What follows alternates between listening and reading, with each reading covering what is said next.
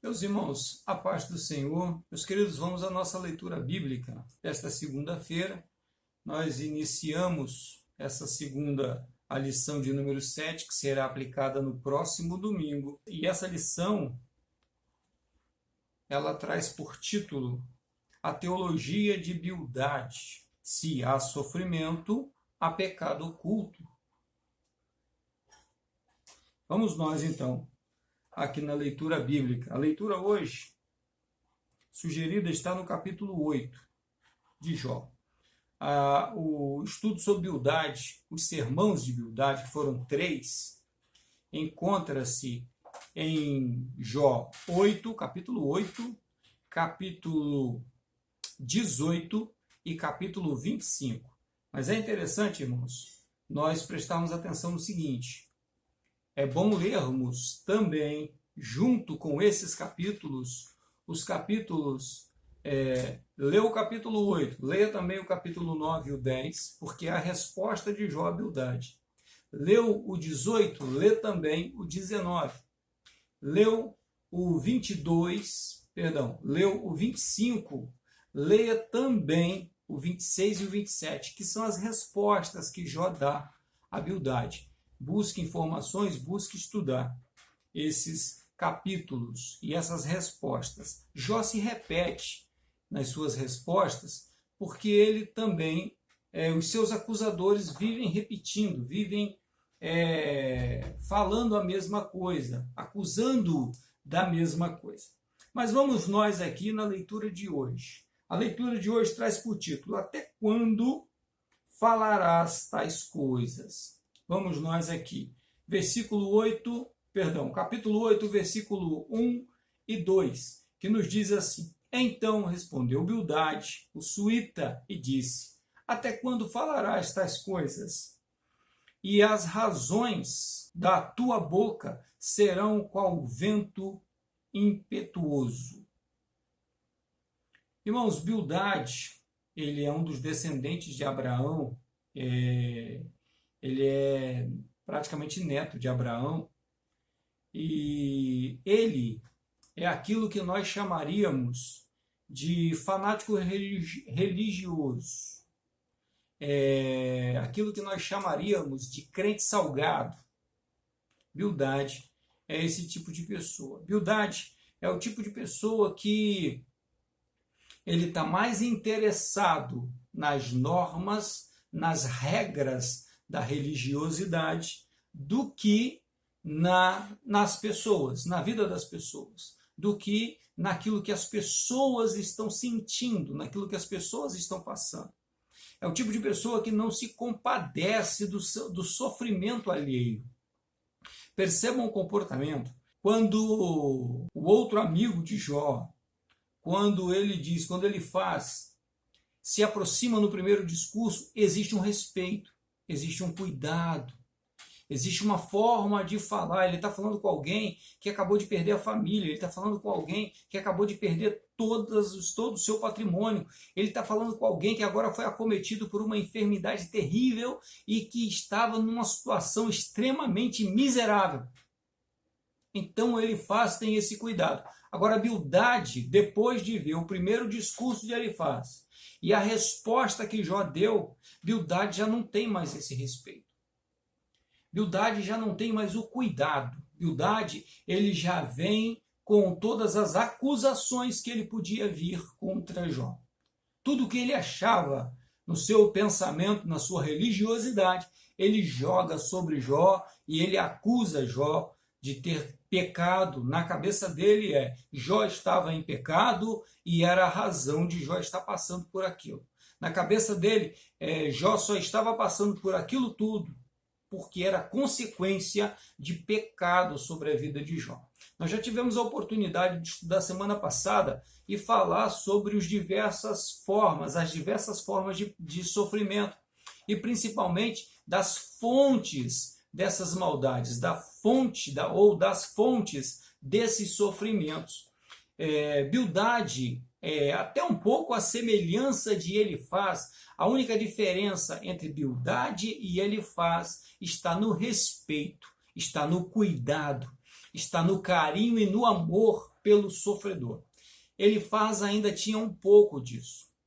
Tá certo que lá por volta da meada do capítulo 15, que é ali no seu segundo discurso, ele já começa a perder um pouco o respeito para com Jó e começa a aumentar o tom da sua voz para com Jó, das suas falas para com Jó. Mas ele ainda tinha um certo carinho com a pessoa de Jó. Ele tinha um certo respeito com a pessoa de Jó, quem ele fora. Já a Bildade não. Bildade não tem nenhum cuidado, Bildade não tem nenhum carinho para com Jó. Para ele, Jó merecia passar pelo que ele estava merecendo e ele deveria reconhecer isso, reconhecer o seu pecado, reconhecer a sua falha e pedir perdão a Deus. Então ele acusa Jó dessa forma. Então ele levanta essa palavra contra Jó. Ele diz que Jó, tudo que Jó estava falando, tudo que Jó havia dito a Elifaz no primeiro discurso, era como se fosse um vento impetuoso, um vento que não respeita nada, um vento que está derrubando todas as coisas. Ele está acusando Jó disso. Você não respeita Deus, você não respeita a pessoa do nosso Senhor, você não respeita a nossa religião, você não respeita o espiritual. Ora, Jó estava passando por uma situação terrível. Eu já falei isso aqui com os irmãos. Não era Jó quem estava falando, era a dor. Então, há de se compreender o que estava acontecendo com Jó naquele momento. Só que quem consegue compreender isso? Quem consegue compreender o sofrimento dos outros? Quem consegue compreender quando alguém que está sofrendo fala e acaba sendo até um pouco agressivo e ofensivo? Só quem consegue compreender isso é quem consegue olhar com o coração, quem consegue olhar com o amor e com a graça, com a misericórdia. De outra forma, irmãos, não é possível esse tipo de cuidado. Nós temos uma carta que é muito interessante, que se encontra em Apocalipse, no capítulo 2, os versículos, nos primeiros versículos, versículos 1 até os 5, que vai falar a primeira carta, que é a igreja de Éfeso. Percebe só a atenção que Deus chama a igreja de Éfeso, como que Deus fala com Éfeso. As mesmas questões. Escreve ao anjo da igreja de Éfeso. Isso diz aquele que tem na sua destra as 7 estrelas e que anda no meio dos 7 castiçais de ouro. Conheço as tuas obras e o teu trabalho e a tua paciência e que não podes sofrer os maus. E puseste em prova os que se dizem apóstolos e não são, e tu os achastes mentirosos. E sofrestes e tem paciência, e trabalhaste pelo meu nome, e não te cansaste. Tenho, porém, contra ti que deixaste o teu primeiro amor. Lembra-te, pois, de onde caíste, e arrepende-te, e pratica as primeiras obras. Quando não, brevemente a ti virei, e tirarei do seu lugar o teu castiçal, se não te arrependeres. Meus irmãos, o pior que nós podemos ser é religiosos apenas. O crente não foi levantado, não foi chamado, não fomos tirados de entre os mortos para sermos vivos, para sermos religiosos.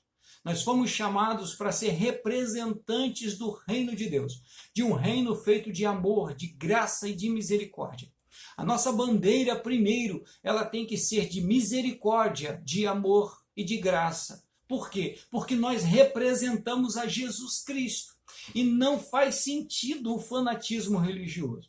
O fanático religioso é aquele que explode bomba sobre as pessoas. O fanático religioso é aquele que atira pedra contra as pessoas. O fanático religioso, ele vai fazer igual Saulo fez, igual Paulo fez com Estevão, quando ele ainda se encontrava nesse fanatismo religioso.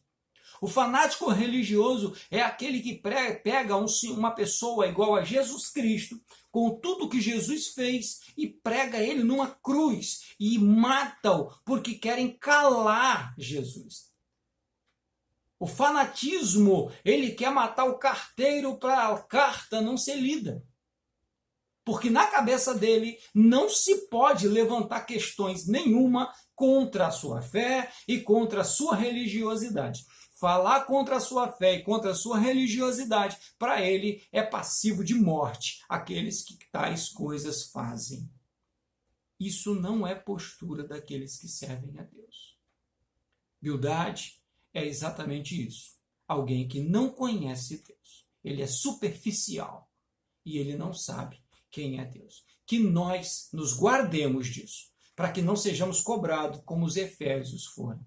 Leia melhor a carta aos Efésios, a carta do Apocalipse, capítulo 2, versículo 1 em diante. Leia melhor essa carta e você vai entender do que Deus está falando. Amém? Que Deus nos abençoe. Tenhamos uma excelente semana, uma boa semana de estudo e que seja, irmãos, um bom dia para todos nós na presença do nosso Deus. Amém? Deus vos abençoe em nome do Senhor Jesus.